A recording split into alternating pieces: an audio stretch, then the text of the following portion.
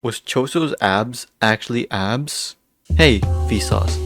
Hybar's dead body here. Finally, another action-oriented episode that blew my mind. Itadori vs Choso. In terms of storyboards, these are some of the best that Jujutsu Kaisen had to offer. And action-wise, we've never really seen this type of choreographed fights before in Jujutsu Kaisen. Before I gluck this episode, I want to talk about some problems. By the time this episode aired, the episode had only finished production the day before. While yes, it was a spectacle to watch, the staff team wanted to aim higher, but time couldn't allow that. Some cuts would have moved a lot more if they had more time, and the fact that they still need help from Twitter animators, whether it's someone who contributed a bit or someone who helped a lot for the episode itself. I'm not saying getting help from Twitter is bad, I'm just saying that they still struggled quite a bit to meet the deadline. But with all the internal issues, the team still pulled through for this episode. You just gotta appreciate the hard work and time they put in this. Props to the staff team who worked on this episode.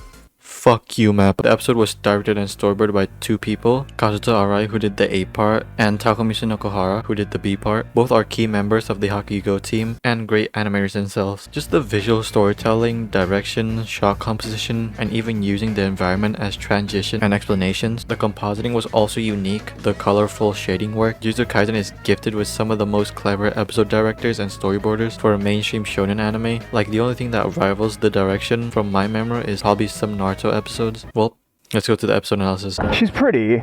It's just my type is men. Right off the bat, some clever storyboarding work, matching the running pose with the sign. This scene loved the red lighting, making it seem more ominous, and the sporadic movements of the monsters really sells it. This is why I was talking about minimal movement. Of course, usually the crowd doesn't really move like episode 9. I know they wanted to move some of the characters, but it's still good. The way Itadori bounced off the sign was so fast, and also Shake. This whole scene where Itadori was going to Choso was so well done. The storyboards, the way it flows really reminds me of Shaft / Akuyuki Shinbo, or like Kizumonogatari when Aragi met with Shinobu in the same kind of environment. The way everything is framed and just random shots of something. It's interesting too that the camera doesn't focus on Itadori running to the place. They just put the camera in random spots and Itadori run past it. Really interesting. Of course there's no camera. And the anticipation when Itadori falling down and the release from Choso's quick change of expression. The drawings is also very strong and the effects were great done in once. Can I say the background for this episode is seamless? I mean, for the whole season the CGI backgrounds has been really fucking good, but damn, this cut really reminds me of Kyokawa when he uses thick lines on the moving background. Really nice, really complex perspective, and it changes every frame. The effects too done in once just to get the anticipation right. The smearing on the blood is very nice too, making it more loose. Again, so creative in terms of storyboards. The rotation, almost flawless CGI background, and the complex perspectives. One cut is by Satoshi Sakai. I don't know if he did some effects work somewhere here. Probably. The first person shot was good. Not as flawless as like Itsuki Shishigami's first person thing in Mob Psycho, because they actually had a good schedule for that show. The visualization that Itadori hit Choso twice was so good. His outline is not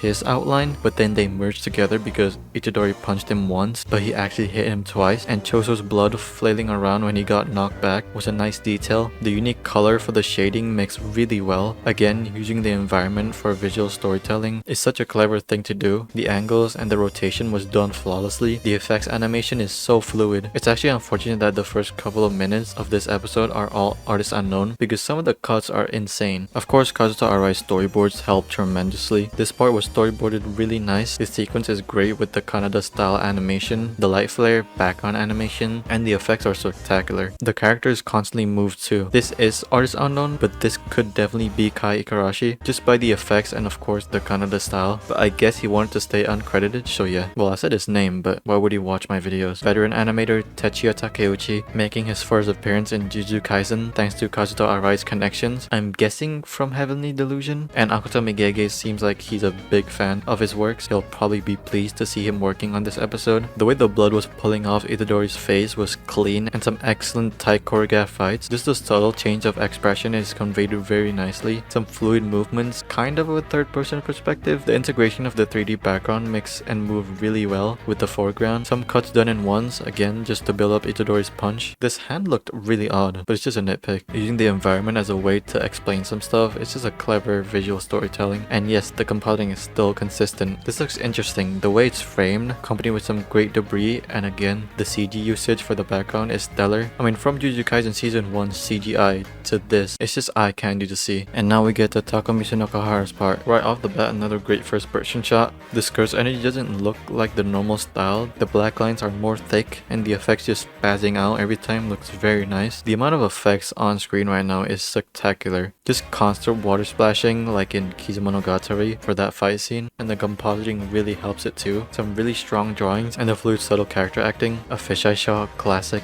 I do think the background doesn't mix that well. Feels like it needs some more lighting to reflect on it. Oh my god, a CGI background made the fight scene in Jujutsu Kaisen look better? What?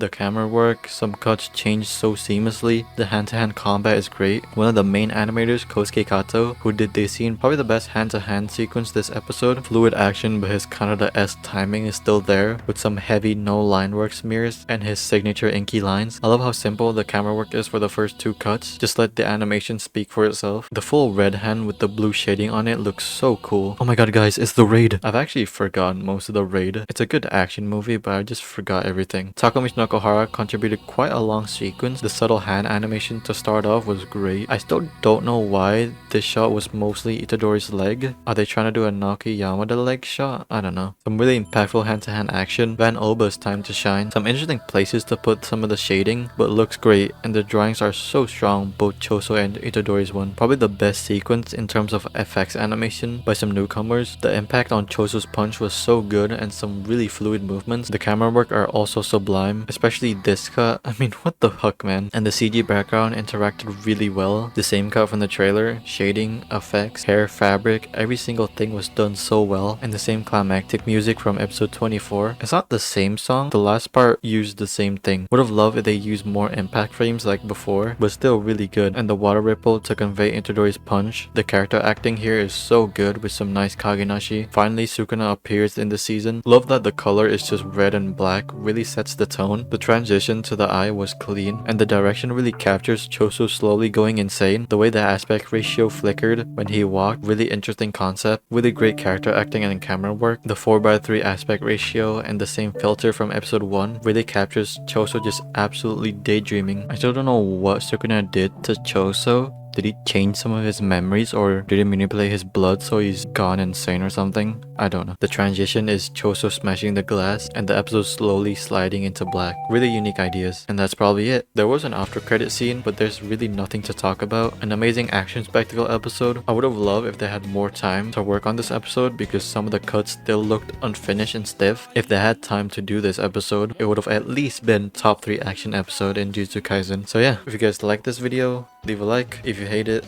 leave a like. Comment down below if you want some big black booty or your thoughts about the episode. And yeah, hopefully you guys enjoyed the video. See you guys next time.